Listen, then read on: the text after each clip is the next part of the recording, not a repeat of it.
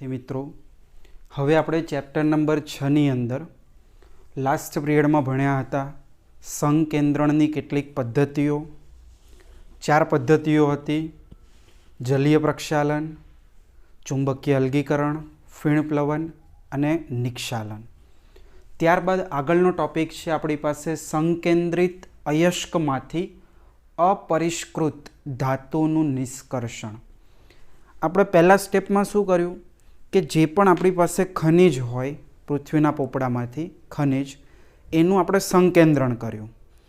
હવે આપણી પાસે સંકેન્દ્રિત કાચી ધાતુ આવી ગઈ, એમાંથી આપણે ધાતુને નિષ્કર્ષિત કરવાની છે, એટલે કે ધાતુને અલગ કરવાની છે।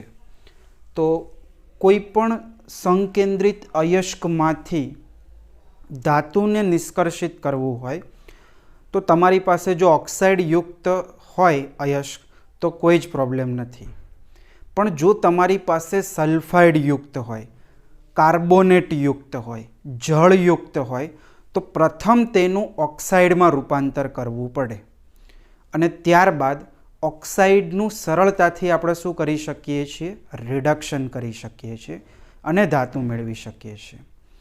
फरीथी कि जे अयस्क होय ए अयस्कनु पहला तो ऑक्साइड में रूपांतर करवू अने त्यारबाद तेनु रिडक्शन करीने धातु मेळववी। तो संकेन्द्रित अयस्कमांथी अपरिष्कृत धातुना निष्कर्षण माटे 2 तबक्काओ होय छे। पहलो तबक्को आपणे कीधुं अयस्कनु ऑक्साइड में परिवर्तन। पहलू अयस्कनु ऑक्साइड में परिवर्तन करवू। हवे तमने ऑक्साइड मळी गयो तो बीजा स्टेप में शुं करवानुं, ऑक्साइडनु धातु में रिडक्शन। आ 2 स्टेप अपनी पासे छे। पहला स्टेप में आपणे अयस्कनु ऑक्साइड में परिवर्तन करीए छीए, बीजा स्टेप में आपणे ऑक्साइडनु धातु में रिडक्शन करीए छीए। हवे अयस्कनु ऑक्साइड में परिवर्तन माटे अपनी पासे 2 प्रोसेस छे।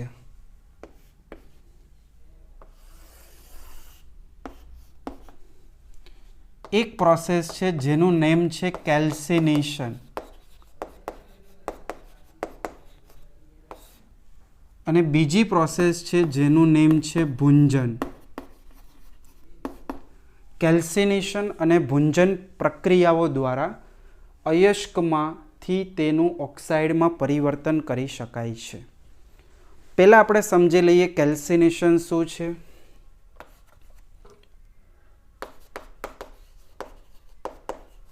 कैल्सिनेशन में आपणे मेन शुं करीए छीए, कार्बोनेट अथवा जलयुक्त अयस्क ने कार्बोनेट अथवा जलयुक्त अयस्क ने ऊंचा तापमाने गरम करता तेमाथी बाष्पशील अशुद्धि दूर थई ऑक्साइड मळे छे। कैल्सिनेशन में आपणे मेन कार्बोनेट अथवा जलयुक्त अयस्क लई लेवानी, एने ऊंचा तापमाने गरम करवानुं तो तेमांथी बाष्पशील अशुद्धिओने दूर करीने ऑक्साइड मेळवी शकाय छे। उदाहरण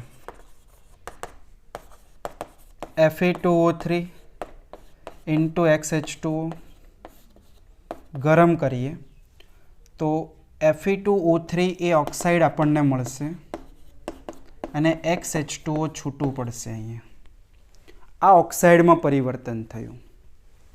रिएक्शन नंबर 2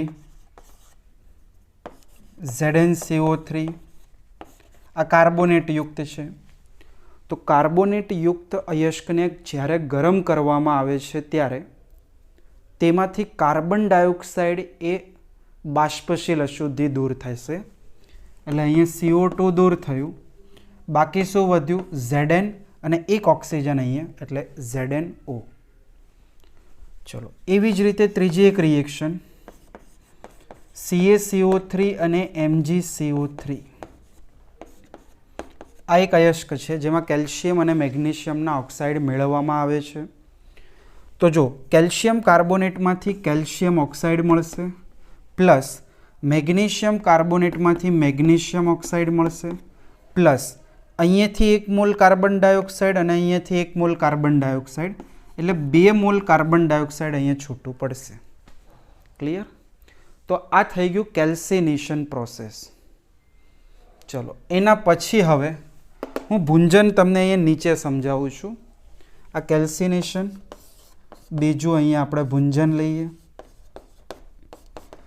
તો પહેલી જ વસ્તુ, ભુંજન પદ્ધતિ ક્યારે ઉપયોગ થાય? તો જ્યારે અયસ્ક સલ્ફાઇડ યુક્ત હોય ત્યારે. તો અહીં પોઈન્ટ લખીશું, જ્યારે અયસ્ક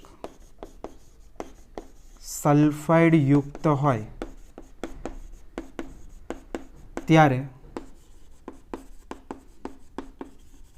ઓક્સાઇડમાં પરિવર્તન કરવા માટે ભુંજન પદ્ધતિ વપરાય છે. બરાબર. આપણી પાસે જે અયસ્ક હોય એ સલ્ફાઇડ યુક્ત હોય તો આપણે ભુંજનનો ઉપયોગ કરીએ છીએ. શું કરવામાં આવે છે? તો એની પ્રોસેસ લખી દઈએ. સલ્ફાઇડ યુક્ત અયસ્કને પરાવર્તની ભઠ્ઠીમાં, તમને પરાવર્તની ભઠ્ઠી આકૃતિમાં આપેલી છે, આપણે દોરવાની નથી, ફક્ત જોવાની છે, પણ નામ યાદ રાખવું ખાસ.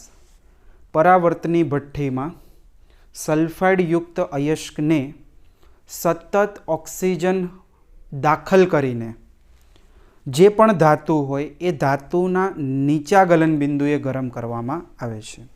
તો સલ્ફાઇડ યુક્ત અયસ્કને પરાવર્તની ભઠ્ઠીમાં ધાતુના ગલનબિંદુ કરતાં નીચા તાપમાને સતત ઓક્સિજન પસાર કરી ગરમ કરતા ઓક્સાઇડ મળે છે. આ થઈ ગઈ એની પ્રોસેસ. ઓકે, હવે ભુંજન જે છે એની રિએક્શન્સ અહીંયા ઉપર લખું છું, એના એક્ઝામ્પલો. તો જો ભુંજનમાં આપણે શું કીધું? સલ્ફાઇડ યુક્ત અયસ્ક હોય ત્યારે જ વાપરીએ છીએ. બહુ simple example, ZnS oxygen gives to ZnS sulphide યુક્ત અયસ્કનું ઓક્સિડેશન થશે એટલે ઝિંક ઓક્સાઇડ મળશે, પ્લસ સલ્ફર ઓક્સિજન સાથે પ્રક્રિયા કરી SO2 બનાવશે. પ્રક્રિયાને બેલેન્સ ખાસ કરવું. ઓક્સિજન 2 ને 1 3, 3 ઓક્સિજન કરવા માટે હું અહીંયા 3/2 કરું, એટલે 2 થી 2 કટ, 3 ઓક્સિજન. પ્રક્રિયા સંપૂર્ણ બેલેન્સમાં છે. હવે મારે 3/2 ને પૂર્ણાંક સંખ્યામાં લખવું હોય તો આપેલ સમીકરણને 2 વડે મલ્ટીપ્લાય કરો. તો અહીંયા 2, અહીંયા 2 વડે મલ્ટીપ્લાય કરશું એટલે આ 2 કટ થઈ જશે, આ 2 અને આ 2. પ્રક્રિયા અહીંયા બેલેન્સ થઈ ગઈ. ચલો બીજી એક રિએક્શન સમજીએ. સેમ રિએક્શન આપશે દરેક. તો અહીંયા lead oxide plus SO2, 2 mole, 3 mole oxygen, 2 mole અને 2 મોલ. આવી જ રીતે same reaction cuprous sulphide, oxygen, cuprous oxide અને SO2, 2 3 2 અને 2. આપેલ દરેક પ્રક્રિયા ભુંજન પ્રક્રિયાનું ઉદાહરણ છે. હવે અહીંયા એક પોઈન્ટ લખીશું કે જ્યારે આયર્નયુક્ત અયસ્ક હોય ત્યારે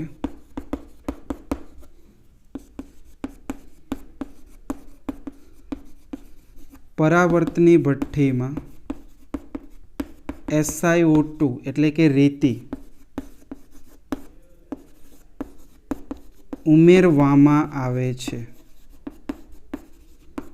ઓકે, જ્યારે તમે Fe યુક્ત અયસ્કનું ભુંજન કરો ત્યારે પરાવર્તની ભઠ્ઠીમાં આપણે રેતી ઉમેરીએ છીએ. રિએક્શન શું થશે?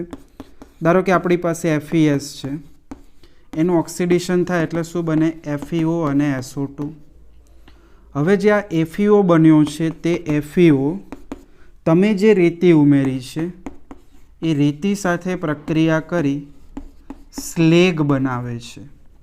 આને ગુજરાતીમાં કહીએ છીએ ધાતુમલ, એટલે કે સ્લેગની રચના કરે છે. ક્લિયર? તો આપણે એક પોઈન્ટ છેલ્લે જોવા મળશે. અને એક લાસ્ટ પોઈન્ટ, ભુંજન દરમિયાન ઉત્પન્ન થતો, ભુંજન દરમિયાન જો અહીંયા તમે જોઈ શકો છો દરેકમાં SO2 ઉત્પન્ન થશે.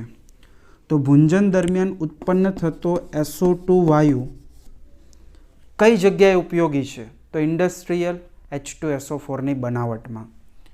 ભુંજન દરમિયાન ઉત્પન્ન થતો સલ્ફર ડાયોક્સાઇડ વાયુ ઔદ્યોગિક ક્ષેત્રે H2SO4ની બનાવટમાં ઉપયોગી છે. તો આ થઈ ગયું અયસ્કનું ઓક્સાઇડમાં પરિવર્તન પૂરું. અયસ્કનું ઓક્સાઇડમાં પરિવર્તન બે પ્રક્રિયાઓ છે, કેલ્સિનેશન અને ભુંજન. કેલ્સિનેશન કાર્બોનેટ અને જળયુક્ત અયસ્ક માટે વપરાય છે, ભુંજન સલ્ફાઇડ યુક્ત માટે વપરાય છે. આપેલ એના રિએક્શનો છે અને આ વધારાનું. આ ઉપરાંત જ્યારે કોપર યુક્ત અયસ્ક હોય ત્યારે એક કોપર મેટે બને છે. બરાબર? જે આપણે કોપરના નિષ્કર્ષણમાં આગળ ડિસ્કશન કરીશું. કોપર મેટે FeS અને Cu2Sનું મિશ્રણ છે. FeS અને Cu2Sનું મિશ્રણ છે. પહેલું સ્ટેપ અહીંયા પૂર્ણ થાય છે. ચલો હવે વાત આવે છે ઓક્સાઇડનું ધાતુમાં રિડક્શન. હવે આપણે રિડક્શન કરવું હોય તો રિડક્શન કરતા પદાર્થ કાર્બન અથવા કાર્બન મોનોક્સાઇડ અથવા સક્રિય ધાતુનો ઉપયોગ કરીએ છીએ. ક્લિયર? સક્રિય ધાતુ કેમ? તો સક્રિય ધાતુ સરળતાથી ઇલેક્ટ્રોન ગુમાવે છે. હવે સરળતાથી ઇલેક્ટ્રોન ગુમાવે તો જેને પણ રિડક્શન કરાવવું હોય એ સરળતાથી ઇલેક્ટ્રોન મેળવી લેશે. એટલા માટે સક્રિય ધાતુનો ઉપયોગ રિડક્શન કરતા પદાર્થ તરીકે થતો હોય છે. હવે જો તમે સામાન્ય એક રિએક્શન આપો કે મારે ZnOમાંથી ઝિંક મેળવવું છે, તો રિએક્શન શું થાય? ZnO લીધું, કાર્બન રિડક્શન કરતા પદાર્થ નાખ્યો. ચલો કાર્બન શું છે અહીંયા? રિડક્શન કરતા પદાર્થ. ચલો ધોરણ 11 ચેપ્ટર નંબર 8 રેડોક્સ પ્રક્રિયા. રિડક્શન કરતા પદાર્થ કોને કહેવાય? જે પદાર્થ પોતાનું ઓક્સિડેશન કરે અને અન્યનું રિડક્શન કરે. તો જો કાર્બન શું કરશે? આ ઓક્સિજન મેળવી લેશે એટલે કાર્બન મોનોક્સાઇડ બન્યું. એટલે કાર્બને પોતાનું ઓક્સિડેશન કર્યું, પોતાનામાં ઓક્સિજન એડ કર્યો એટલે ઓક્સિડેશન કર્યું અને અહીંયાથી ઓક્સિજન દૂર થયો એટલે ઝિંક ઓક્સાઇડનું શું થઈ ગયું? રિડક્શન. શેમાં થઈ ગયું? ઝિંક ધાતુમાં. તો અહીં લખ્યું તો ઓક્સાઇડનું ધાતુમાં રિડક્શન. તો આ ઓક્સાઇડનું ધાતુમાં રિડક્શન પૂર્ણ થયું. મારે અહીંયા કોમન રિએક્શન લખવી છે, સામાન્ય રીતે લખતા. સામાન્ય રિએક્શનમાં હું અહીંયા metal oxide IX Y carbon સાથે રિએક્શન કરું. તો જો કાર્બન ઓક્સિજન સાથે પ્રક્રિયા કરે એટલે કાર્બન મોનોક્સાઇડ બનાવે અને અહીંયા ધાતુ છૂટી પડશે. બેલેન્સિંગ માટે X, તો અહીંયા X લઈ લઈએ. C ઓક્સિજન Y છે તો અહીંયા Y મોલ અને આ YC. તો આવી રીતે આપણે એને સામાન્ય રીતે પણ લખી શકીએ છીએ. ક્લિયર? તો અહીંયા સંકેન્દ્રિત અયસ્કમાંથી અપરિષ્કૃત ધાતુનું નિષ્કર્ષણવાળો ટોપિક પૂર્ણ થાય છે. હવે ત્યારબાદ જે ટૉપિક તમને આપ્યા છે મે બી 6.4 અને 5, એમાંથી એ 2 ટૉપિક ઓમિટ કરેલા છે, નીકાળી દીધેલા છે, બરાબર. ઉષ્માગતિકીય સિદ્ધાંતો છે એ આખું નીકાળી દીધું છે. ક્યાં સુધી નીકાળ્યું છે તો તમને એક જોવા મળશે જમણા પેજ ઉપર નીચે ઓક્સિડેશન અને રિડક્શન, ત્યાં સુધી નીકાળેલું છે. ક્લિયર? ઓક્સિડેશન અને રિડક્શનથી આપણે આગળ ચર્ચા કરીશું. અને એમાં પણ ઓક્સિડેશન અને રિડક્શનમાં લાસ્ટ પેજ ફેરવશો એટલે ઉપર તમને 2 પ્રક્રિયાઓ જોવા મળશે, સિલ્વર અને ગોલ્ડનું નિક્ષાલન, જે ઓલરેડી આપણે નિક્ષાલનમાં એ બંને ઉદાહરણો લીધા છે. તો અહીંયા સુધી કમ્પ્લીટ કરી નાખો, લખી નાખો.